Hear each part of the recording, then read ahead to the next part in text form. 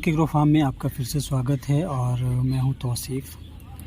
और आज का टॉपिक जो है वो ऑलरेडी आपने टाइटल में देख ही लिया होगा, उसका आइडिया आपको लग गया होगा कि किस बारे में हम लोग बात करने वाले हैं।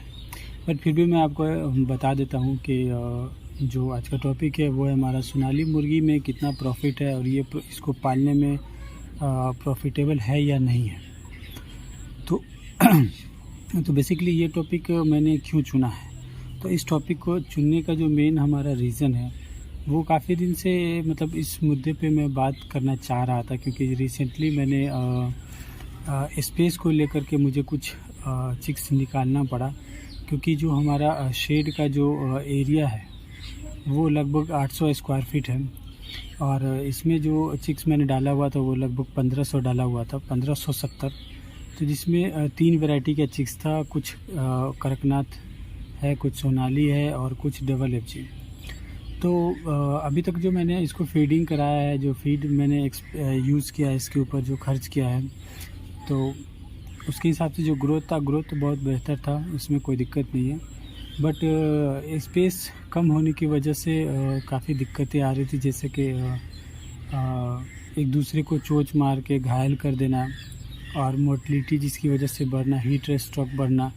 तो इन सारी चीज़ों के ऊपर में को देखते हुए मुझे जो है वो थोड़ा सा मैंने इसमें से चिक्स निकाल दिया, यानी कि लगभग 400 चिक्स निकाला। और 400 चिक्स जब मैंने निकाला तो उसको जो मैंने सेल किया है तो वो मैंने फेरी वाले को दिया है, यानी कि जो साइकिल पे घुमा करके बेचते हैं तो उसको मैंने दिया है।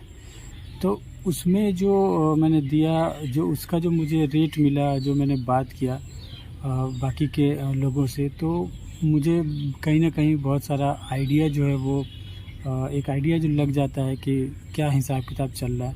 तो जिस हिसाब से हवा बनाया जा रहा है सोनाली को लेकर के या फिर देसी मुर्गी को लेकर के कि इस तरीके का प्रॉफिट है, तो देखिए प्रॉफिट है, लेकिन उसको थोड़ा आपको अलग हिसाब से उसकी फार्मिंग करनी पड़ेगी।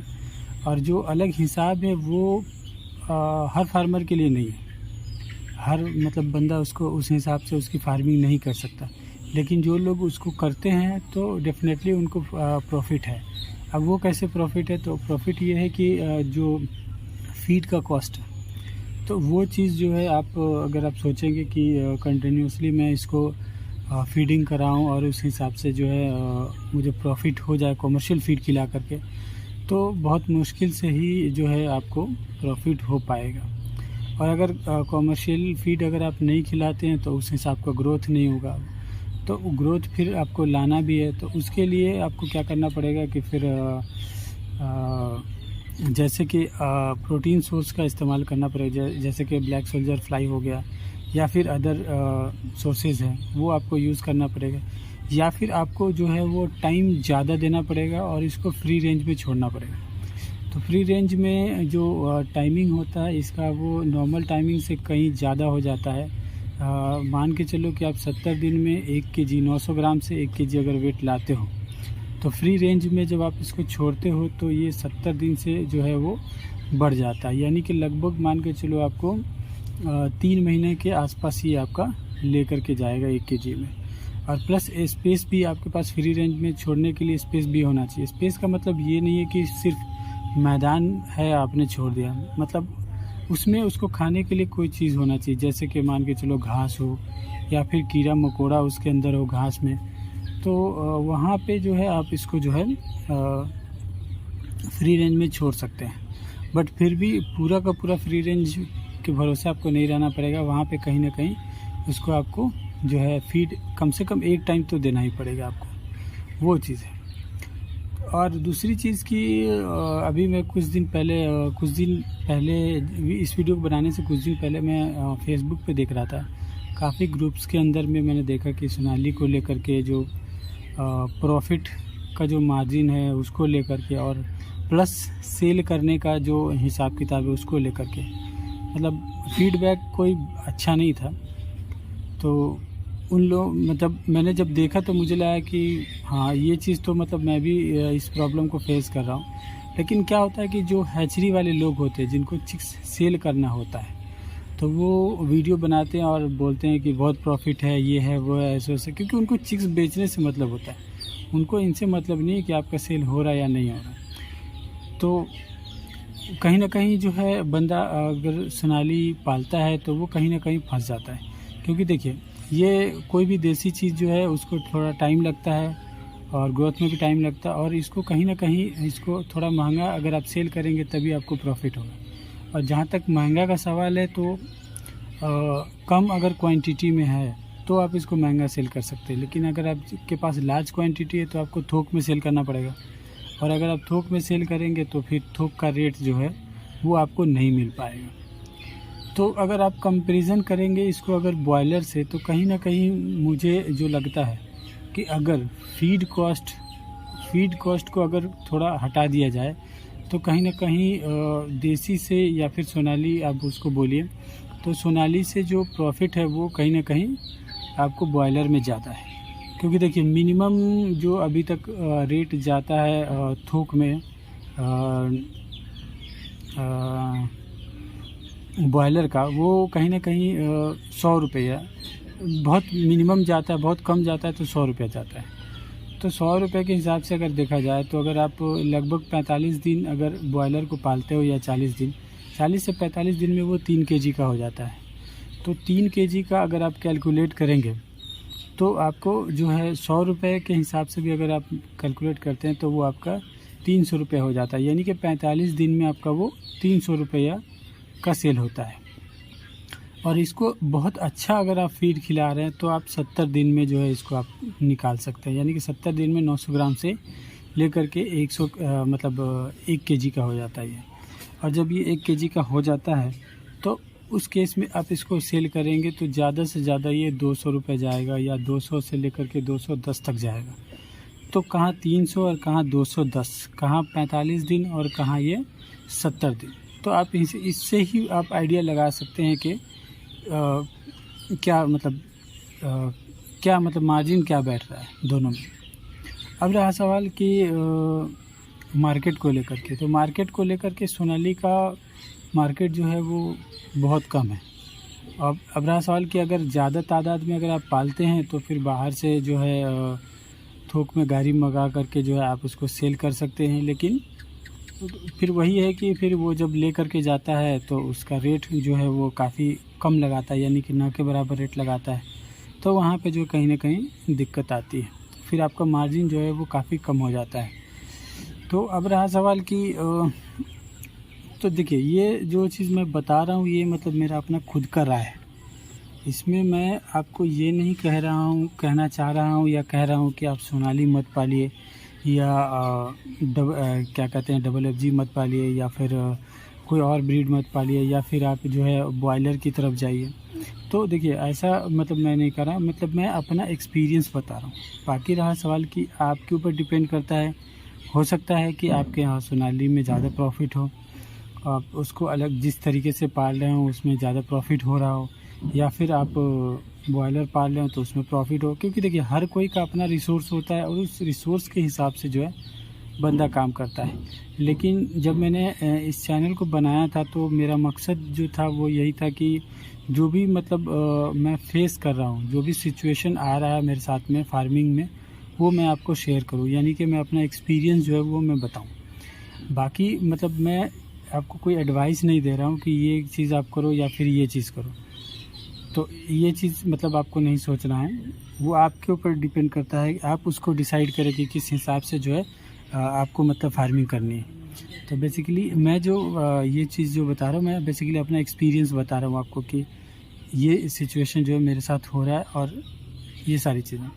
हालांकि सोनाली को मतलब पालने का रीज़न जो था वो मेरा था अंडा के पर्पज़ से, यानी कि एग के पर्पज़ से मैंने इसको स्टार्ट किया था पालने के लिए। बट जिस हिसाब से जो फीड कॉस्ट अभी तक गया है तो उस हिसाब से मतलब बजट जो है वो मतलब मेरा मतलब अलाउ नहीं कर रहा है कि मैं इसको आगे तक लेके जा सकता हूँ। तो इसलिए मैंने जो है इसमें से मतलब कुछ निकाल दिया है। तो वैसे भी मतलब स्पेस की कमी हो रही थी तो मुझे मतलब निकालना पड़ा, वो ज़्यादा इम्पोर्टेंट मतलब ज़रूरी हो गया था, वो निकालना ही था, मजबूरी था एक तरीके से। तो जो मतलब जो रेट मुझे मिला तो लगभग 400 ग्राम का सोनाली मान के चलो आप, एवरेज की बात मैं बता रहा हूँ, उसमें कोई 300 ग्राम का भी था, कोई 250 ग्राम का भी था, कोई 400 ग्राम का भी था। तो एक जो मतलब एवरेज जो रेट मैं बता रहा हूँ वो 150 रुपये जोड़ी, यानी एक बच्चा का 75 रुपया जो है वो मुझे फेरी वाले ने दिया। उसमें भी वो कह रहा है कि सेल नहीं हो पाता है, ये नहीं होता है, वो नहीं होता, काफ़ी जो है दिक्कत होती है। इसकी जगह पे अगर आपका डबल FG होता तो इजीली सेल हो जाता है। तो हमारे पास कुछ डबल FG भी था तो वो भी मैंने दिया। तो डबल FG उसने लिया था 160 रुपये जोड़ी, यानी कि 80 रुपये पीस, और वो लगभग हाफ़ KG का हो गया था 21 दिन में। 21 दिन में हाफ़ KG से ऊपर क्रॉस कर गया था। तो आप उसको KG का हिसाब अगर लगाएंगे तो 160 रुपये KG आप उसको बोल सकते हैं। तो उस हिसाब से उसने मतलब डबल FG लिया। और जो सोनाली था वो सोनाली डबल FG से कम रेट में, यानी कि 150 रुपये, यानी कि 75 रुपये पीस सोनाली उसने लिया। तो ये चीज़ हुआ, और फिर भी वो जो है ले जाना नहीं चाह रहा था। मतलब एक लगभग 400 पीस तो उसने बेचा डबल FG और सोनाली मिला करके, और फिर लास्ट में जो है उसने मना कर दिया कि नहीं सेल हो पा रहा है, बहुत दिक्कत हो रहा है, सो देसी को कोई लेना नहीं चाहता फेरी के इसमें। तो मैंने बोला क्यों? तो वही वाली बात है कि घर की मुर्गी दाल बराबर वाला हिसाब किताब है। क्योंकि देखिए कोई भी चीज़ जैसे डबल FG है, डबल FG सेल होने का रीज़न ये है फेरी में घुमा करके कि लोग को पता है कि बहुत जल्दी जो है ये ग्रोथ करता है, बहुत जल्दी बढ़ जाता है, 3 किलो 4 किलो का होता है। और सोनाली मीन्स जो घर की मुर्गी होती है, यानी कि देसी मुर्गी होती है हमारी, वो चीज़ हो गया। तो उसमें जो है वो उनको लगता है कि ये तो 1 KG तक ही रुक जाता है, और वो इसमें भी होने में काफ़ी टाइम लगता है। और जो लोग जानते हैं उसके बारे में तो वो तो उनको उसको परचेज़ करते हैं। जो लोग नहीं जानते हैं तो उसके लिए जो है वो काफ़ी मतलब दिक्कत है। तो ये सारी चीज़ें हैं। तो अगला साल की मतलब मैंने निकाल दिया है, और स्पेस खाली करने के लिए तो अब लगभग 900 के आसपास, 900 साढ़े 900, क्योंकि कुछ मोर्टेलिटी भी हुआ है तो वो सब मिला करके जो है 900 साढ़े 900 के आसपास जो है अभी हमारे पास और सोनाली जो है वो बचा हुआ। हालांकि अब मैंने इसको बाहर भी निकालना थोड़ा स्टार्ट किया है फ्री रेंज में, बट मैं ज़्यादा देर तक नहीं निकालता हूँ, क्योंकि यहाँ पे जो है नेवला जो है वो काफ़ी परेशान करता है। तो इस वजह से मैं जब तक के मतलब सुबह शाम 2-2 घंटे लगभग मैं उसको क्या कहते हैं कि बाहर निकालता हूँ। तो हमारे यहाँ पे फ्री रेंज एरिया है, यहाँ पे बहुत सारा घास है, तो घास भी बहुत पसंद है सोनाली को खाना। और हमारे यहाँ पे एक पेड़ है, पता नहीं आप लोग के यहाँ उस पेड़ को क्या बोला जाता है, हम लोग के यहाँ सिरिस बोला जाता है उसको। तो उस पेड़ का पत्ती जो है काफ़ी छोटा होता है और बहुत ही सॉफ्ट होता है। तो वो पत्ती जब मैं इसको देता हूँ, आप इस वीडियो में देख सकते हैं, जब मैं इसको पत्ती देता हूँ तो वो बहुत पसंद है इसको पत्ती खाना, और बहुत ही मतलब चाव से पत्ती खाती है। जिस तरीके से BSF का लार्वी जो है ब्लैक सोल्जर फ्लाई का लार्वी खाना पसंद करती है, उसी तरीके से जो है ये उस पेड़ का पत्ती भी खाना पसंद करती है। तो मैं क्या कर रहा हूँ फ़िलहाल कि कभी कभी क्या रेगुलर बेसिस पे मैं 1-2 घंटे निकालता हूँ बाहर। लेकिन दिक्कत ये हो जाता है बाहर निकालने में कि फिर अंदर करने में बहुत मुश्किल होती है, क्योंकि जब ये बाहर निकल जाते हैं तो फिर अंदर जाना नहीं चाहते हैं, क्योंकि बहुत इनको अच्छा लगता है बाहर में रहना। तो ये सब वजह है। तो फ़िलहाल यही सारी बातें हैं। बाकी रहा सवाल कि